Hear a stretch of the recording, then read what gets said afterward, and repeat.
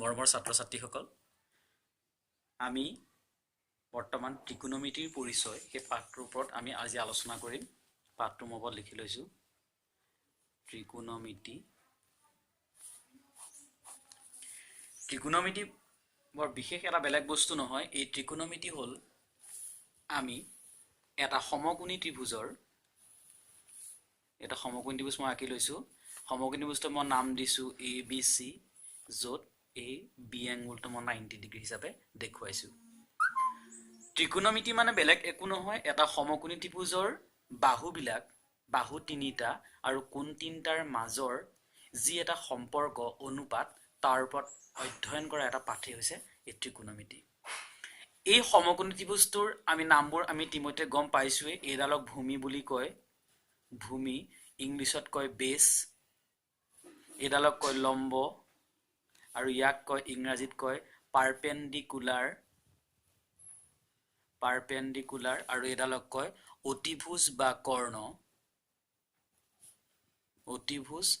কৰ্ণ, ইংলিছত কয় হাইপটেনাছ। এই যে সমকোণী ত্ৰিভুজটো আঁকিলো, এই সমকোণী ত্ৰিভুজটোৰ এই ভূমি, লম্ব, অতিভুজ বা কৰ্ণ এই বাহু তিনিটাৰ লগত এই কোণকেইটাৰ যি সম্পৰ্ক থাকিব তাৰ সেই অধ্যয়নটো হ'ল এই ত্ৰিকোণমিতি। গতিকে আমি এই অধ্যয়নৰ বিষয়ে আমি আলোচনা কৰিম। বিশেষকৈ বাহুবিলাকৰ অনুপাতৰ ওপৰত আমি অধ্যয়ন কৰিম। এই অনুপাতৰ কিছুমান সংজ্ঞা আছে। সংজ্ঞাবিলাকক সাইন, কস, টেন, কট, সেক, কসেক। এই সাইন, কস, টেন, কট, সেক, কসেক এই ছটা কিছু সংজ্ঞা আছে। তোমালোকৰ পাঠ্যপুথিত বৰ সুন্দৰকৈ ইয়াৰ বিষয়ে বৰ্ণনা কৰা আছে, তোমালোকে চাই ল'বা। আমি ইয়াৰ বিষয়ে বিশেষকৈ কাৰণ বোৰ্ড নোহোৱাকৈ আমি বোৰ্ডত বহিত কৰিবলগীয়া হৈছে, যাৰ বাবে যথেষ্ট অসুবিধা হয়। সেইকাৰণে তোমালোকে কিছুমান বস্তু ইয়াত মই দিব নোৱাৰিব পাৰোঁ। তোমালোকে নিজৰ পাঠ্যপুথিখন ভালদৰে মিলি পেলাই তাত তোমালোকে অধ্যয়ন কৰিবা। এতিয়া এই কোণবিলাকৰ এই সাইন, কস, টেন, কট, সেক, কসেক এই সংজ্ঞাবোৰৰ ক্ষেত্ৰত অনুপাতবোৰনো কি হ'ব, সেই অনুপাতৰ বিষয়ে আমি অধ্যয়ন কৰিম। ইয়াত এটা কিছুমান টেকনিক আছে, কৌশল আছে। সেই কৌশল দুটাৰ বিষয়ে মই তোমালোকক ইয়াত অৱগত কৰিম, যাৰ জৰিয়তে তোমালোকে অনুপাতবোৰ উলিয়াওঁতে অতি সহজ হ'ব। তোমালোকে কোনো পাঠ্যপুথিত নোপোৱা এই অনুপাত সংজ্ঞাটো যি কৌশলটো, সেই কৌশলটো তোমালোকে ভালদৰে লক্ষ্য কৰিবা। মই ইংৰাজীটো কৈ যাম আৰু অসমীয়াটো দুটা টেকনিক দিম। এটা হ'ব অসমীয়াত আৰু এটা হ'ব ইংৰাজীত। গতিকে প্ৰথমে মই অসমীয়াটোলৈ যাওঁ। তোমালোকে এটা শব্দ বা এটা বাক্য মনত ৰাখিব লাগিব। বাক্যটো হ'ল চালক কভুক তেলব। তোমালোকে শব্দ তিনিটা শব্দ আছে, চালক, কভুক আৰু তেলভু। এই শব্দ তিনিটা মনত ৰাখিবা। এই শব্দ তিনিটাৰ জৰিয়তে অতি সহজে আমি অনুপাতবোৰ মনত ৰাখিব পাৰিম। প্ৰথম কেনেকৈ হ'ব চাবা তোমালোকে। এই চা যে দেখিছা, এই চা মানে হ'ল সাইন আৰু তাৰ অনুপাতটো হ'ব ল মানে লম্ব আৰু ক মানে কৰ্ণ আৰু ক মানে হ'ল কস। ক মানে কস দিলো আৰু ইয়াত শব্দ দুটা আছে, লেটাৰ দুটা ভূ আৰু ক। ভূ মানে ভূমি আৰু ক মানে কৰ্ণ। আৰু ৩ নম্বৰ শব্দটো আছে তেলভূ। তাৰ প্ৰথমটো লেটাৰ আছে, শব্দ আখৰ আছে তে মানে আমি টেন লিখিলো, টেন আৰু ল মানে লম্ব আৰু ভূ মানে ভূমি। গতিকে এই ত্ৰিভুজটোৰ ক্ষেত্ৰত যেতিয়া আমি ইয়াৰ অনুপাতবোৰ উলিয়াম, যিহেতু আমি চাব লাগিব যে এই ভূমি সংলগ্ন কোণটোৰ ওপৰত সকলো গোটেই ত্ৰিকোণমিতিটো নিৰ্ভৰ কৰিব। এই চিটো হ'ল ইয়াৰ ভূমি সংলগ্ন, ভূমিৰ লগত য'ত লগ লাগি থাকে সেই কোণটোৰ লগত জড়িত সম্পৰ্ক থকা হ'ল এইকেইটা অনুপাত। গতিকে ইয়াত ভূমি সংলগ্ন কোণটো আছে চি, গতিকে মই ইয়াত চি দিব পাৰোঁ। এইটো চি লিখিলো, এইটো চি লিখিলো, এইটো চি লিখিলো। যদি ভূমি সংলগ্ন কোণটো এ বুলি কয়, তেতিয়া আমি ত্ৰিভুজটো ঘূৰাই লৈ ইয়াত ভূমিৰ জেগাত আমি এটো দি পেলাই আমি এইকেইটা অনুপাত আমি উলিয়াব পাৰোঁ। যদি ইয়াত এ বুলি কয়, সাইন এ, ভূমি সংলগ্ন কোণটো এ বুলি কয়, তেতিয়া মই ত্ৰিভুজটো পুনৰ আঁকিব লাগিব, সমকোণ ত্ৰিভুজটো আঁকিব লাগিব। এতিয়া এটো এইখিনিলে গুচি আহিব আৰু বিটো ইয়াত থাকিব, চিটো ইয়াত থাকিব। আমি এটা কথাই জানিব লাগিব যে ভূমি সংলগ্ন কোণটোৰ ওপৰত ত্ৰিকোণমিতি নিৰ্ভৰ কৰিব। গতিকে যদি আমাক ভূমি সংলগ্ন কোণটো বেলেগ বুলি দিয়া থাকে, আমি ত্ৰিভুজটো ঘূৰাই লৈ পেলাই আমি ইয়াত ভূমি সংলগ্ন কৰিব লাগিব তেতিয়া ইয়াত লম্ব হ'ব এডাল ভূমি হ'ব এডাল আৰু কৰ্ণ হ'ব এডাল আৰু এটা কথা যে সাইনৰ মানটো যদি আমি লুটি খুৱাই দিও আমি পাম কোসেকৰ মান আমি সাইনৰ মানটো যদি লুটিয়াই দিও এটো কোসেক পাম কোসেক ইয়াত c আছে কাৰণে মই c লিখিলো এটো লুটি খাই যাব কৰ্ণটো ওপৰলৈ যাব আৰু লম্বটো তললৈ আহিব দ্বিতীয়তে কোসক যদি মই লুটিয়াই দিও সেক পাম সেকৰ ক্ষেত্ৰত লুটি খুৱাই দিব লাগিব c আছে কাৰণে মই c দিছো কৰ্ণটো ওপৰলৈ যাব আৰু ভূমিটো তললৈ আহিব তাৰ পিছত টেনক যদি মই লুটিয়াই দিও মই কট পাম c আছে কাৰণে মই c দিছো ইয়াত ভূমিটো ওপৰলৈ গুচি যাব আৰু লম্বটো তললৈ নামি আহিব এইগিটাই হল অনুপাত আমি অসমীয়াত যদি এই শব্দগিটা যদি মনত ৰাখি কৰো আমাৰ অনুপাতটো মনত ৰাখিবলৈ একেবাৰে সহজ হ'ব যদি আমি ইংৰাজীত চাও ইংৰাজীৰ এটা বাক্য তিনটা বাক্য আছে মনত ৰাখিব লাগিব হেতু সহজ সম্পূৰ্ণ some people have curly brown hair turn permanently black একেবাৰে সহজ তিনটা বাক্য হেগিটা মনত ৰাখিবলৈ খুব সহজেই হ'ব আকো হালকে লক্ষ্য কৰিবা some people have curly brown hair turn permanently black কেৱল এই তিনটা শব্দ মনত ৰাখিলেই হ'ব তাৰ কাৰণে অনুপাতটো একদম সহজ হ'ব গতিকে কেনেকৈ হ'ব চাবা প্ৰথমটো বাক্যৰ পৰা যাব প্ৰথমটো ইয়াত লেটাৰ আছে s means sign ইয়াৰ অনুপাতটো আহিব ইয়াত ফাৰ্স্ট লেটাৰ p হ'ব h means h p মানে পাৰপেন্ডিকুলাৰ আৰু h মানে হল হাইপোটেনাস মানে কৰ্ণ নেক্সট c আছে c মানে হ'ব cos ইয়াৰ ফাৰ্স্ট লেটাৰ আছে b মানে বেস ভূমি আৰু h মানে আছে হাইপোটেনাস মানে কৰ্ণ নেক্সট ই আছে t আছে গতে tan হ'ব tanৰ জৰি লগে লগে p2 ইয়াত ফাৰ্স্ট লেটাৰ আৰু b2 হল সেকেন্ড লেটাৰ গতে আমি ইতিমধ্যে কৈছোৱে p মানে হল পাৰপেন্ডিকুলাৰ লম্ব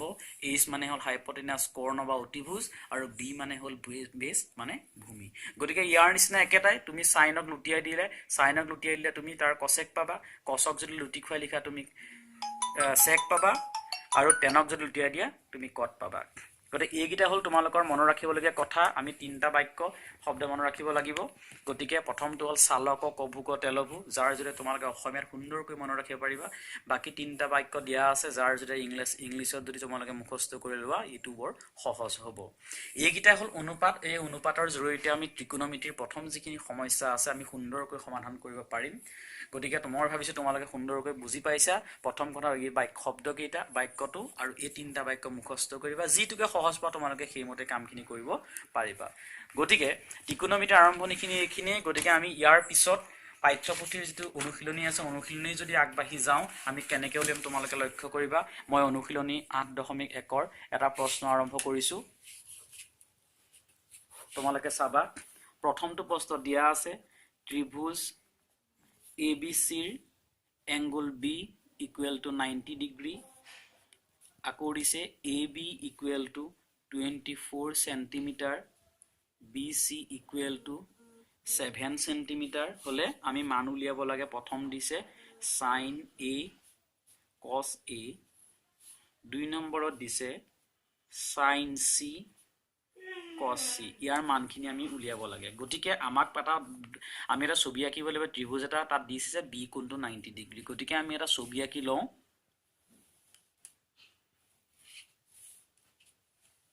যেহেতু মোৰ ওচৰত বৰ্তমান স্কেল নাই গতিকে মই হাতে আঁকিছো তোমালোকে ভালকৈ স্কেল লৈ আঁকিবা ইয়াত B কোণটো 90 ডিগ্ৰী দিছে গতিকে মই B টো ইয়াত বহালো এটো C দিলো এটো A দিলো ইয়াত চোৱা তোমালোকে AB 24 মই লিখি ললো 24 cm BC 7 আছে গতিকে 7 cm লিখিলো মই ইতিমধ্যে কৈছো ত্ৰিকোণমিতি বৰ বিশেষ বেলেগ একো বস্তু নহয় বাহু তিনডালৰ লগত কোণৰ সম্পৰ্ক উলিয়াব লাগিব ইয়াত তোমালোকে লক্ষ্য কৰা দুডাল বাহু মানে লম্ব দিছে আৰু ভূমিৰ মান দি থোৱা আছে আমি কৰ্ণ বা অতিভুজৰ মানটো উলিয়াব লাগিব তোমালোকে ইয়াৰ উলিওৱাৰ নিয়মটো ক্লাস 7 মানৰ পৰা পাই আহিছে আমি কি কৰিম পাইথাগোৰাছৰ উপপাদ্য প্ৰয়োগ কৰিম গতিকে মই লিখি লওঁ দিয়া আছে AB equal to 24 cm BC equal to 7 cm এতেকে ত্ৰিভুজ ABC পাইথাগোৰাছৰ উপপাদ্য প্ৰয়োগ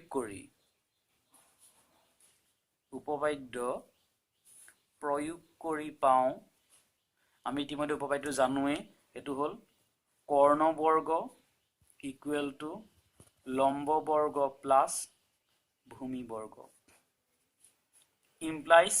কৰ্ণমান তোমালোকে কৰ্ণমান আছে AC গতিকে মই AC ইয়াত স্কয়াৰ আছে স্কয়াৰ লিখিলো লম্ব আছে 24 এ 24 স্কয়াৰ প্লাস ভূমি আছে 7 স্কয়াৰ গতিকে AC স্কয়াৰ ইকুৱেল টু আমি 24 পূৰণ কৰিলে জানো 576 আৰু 7 স্কয়াৰ মানে 49 গতিকে AC স্কয়াৰ ইকুৱেল টু আমি যোগ কৰিলে পাম 625 ইয়াত AC স্কয়াৰ আছে গতিকে AC আমি ৰুট ওভাৰ লব লাগিব এফালে 625 ৰ বৰ্গমূল লব লাগিব গতিকে AC ইকুৱেল টু পালো 25 সেন্টিমিটাৰ গতিকে আমি কৰ্ণ মানটো ইয়াত লিখিলো 25 সেন্টিমিটাৰ যেতিয়া আমি দেখিলো ত্ৰিভুজটোৰ তিনিডাল বাহুমান আমি ইতিমধ্যে পালো গতিকে আমাৰ বিশেষ কৰিবলগীয়া নাথাকে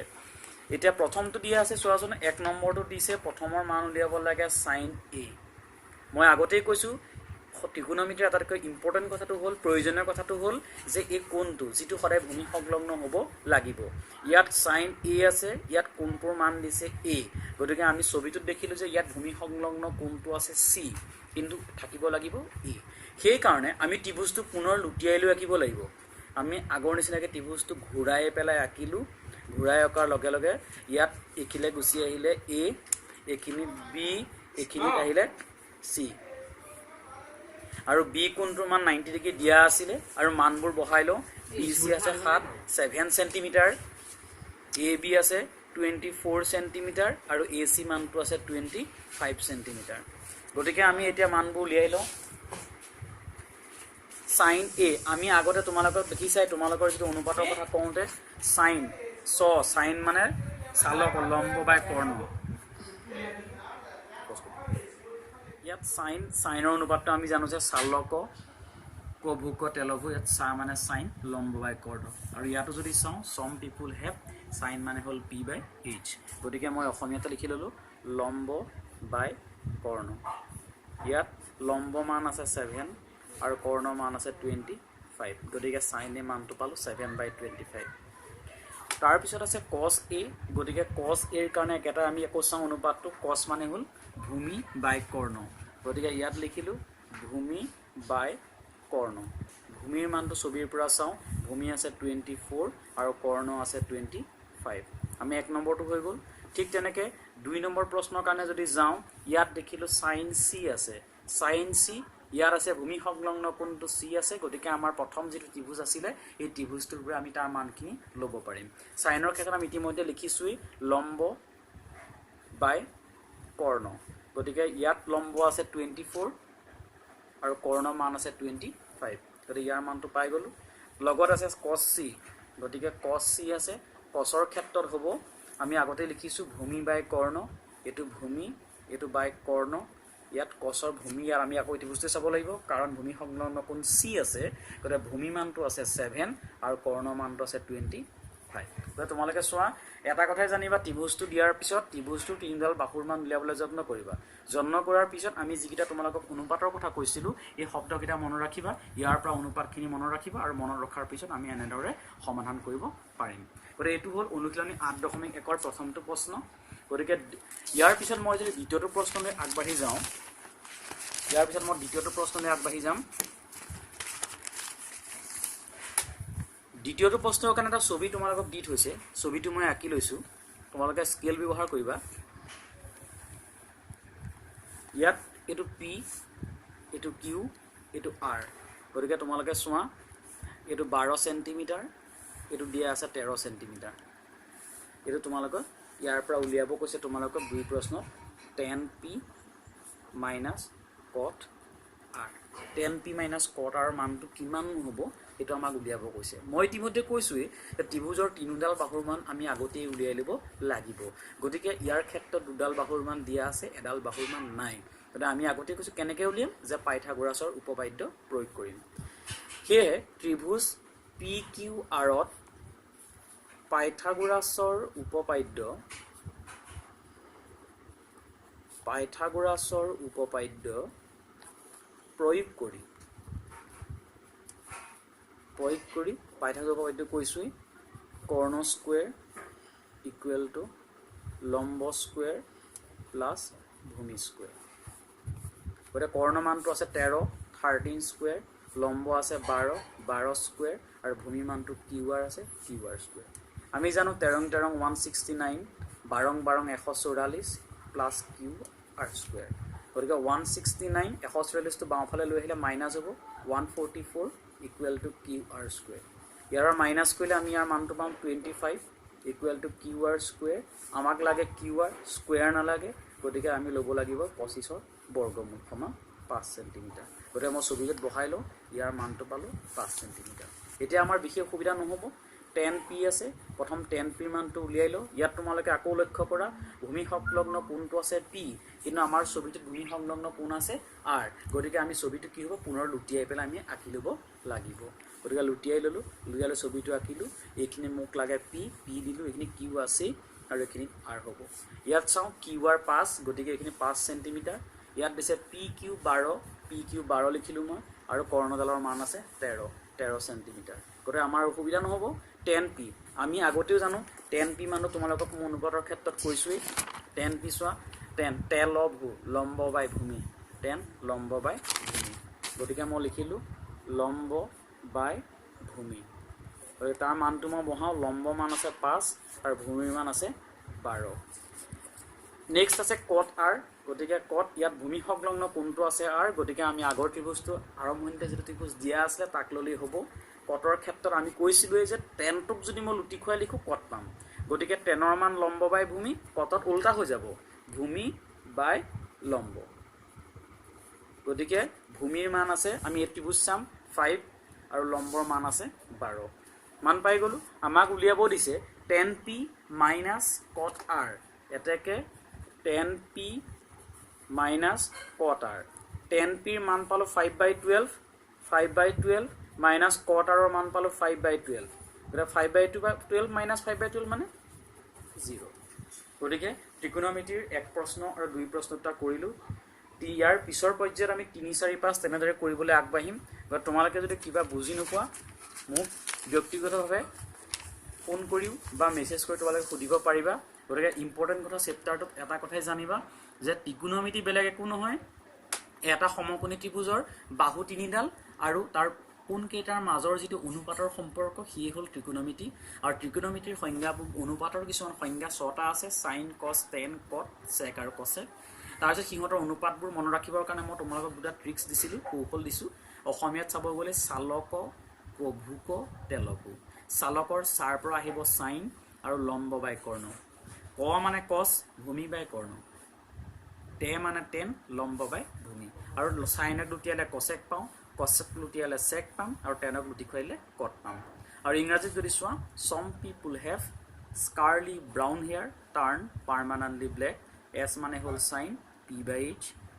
c মানে হ'ব cos b/h t মানে tan p/b আৰু তাক লুটি খুৱাইলে বাকিখিনি কৈছোই গতে এনেদৰে আৰম্ভ কৰিছো আৰু এটা কথা জানিবা যে ত্ৰিভুজটো যেতিয়া দিব ত্ৰিভুজটো তিনডাল বাহুৰ মানটো আমি উলিয়াই লিব লাগিব বিশেষকৈ দুডালেই দিছে আমি জিনটা অংক কৰিলো আৰু তাৰ কাৰণে 3 নম্বৰ বাহুডাল উলিয়াবৰ কাৰণে আমি কি প্ৰয়োগ কৰিম এই পাইথাগোৰাছৰ উপপাদ্য প্ৰয়োগ কৰি 3 নম্বৰ বাহুডাল উলিয়াম আৰু তাৰ অনুপাতবোৰ উলিয়াম আৰু অনুপাতৰ আটাইতকৈ জানিবলগীয়া কথাটো হ'ল যে খেলিমেলি নকৰিবা যে যেটো ভূমি সংলগ্ন কোণ আমি হেতু চিনাক্তকৰণ কৰিব লাগিব আমাৰ অংকত যেটো দিব আমি যদি সেইমতে ত্ৰিভুজটো নাথাকে আমি ত্ৰিভুজটো কি কৰিম ঘূৰাই পেলাই আমি একে ল'ব লাগিব মানবোৰ বহুৱাম আৰু বাকি অনুপাতবোৰ তেনেদৰে উলিয়াম গতিকে ইয়াৰ পিছৰ পৰ্যায়লৈ আমি আগবাঢ়িম আজিৰ ক্লাস ইমানতে সমাপ্ত ধন্যবাদ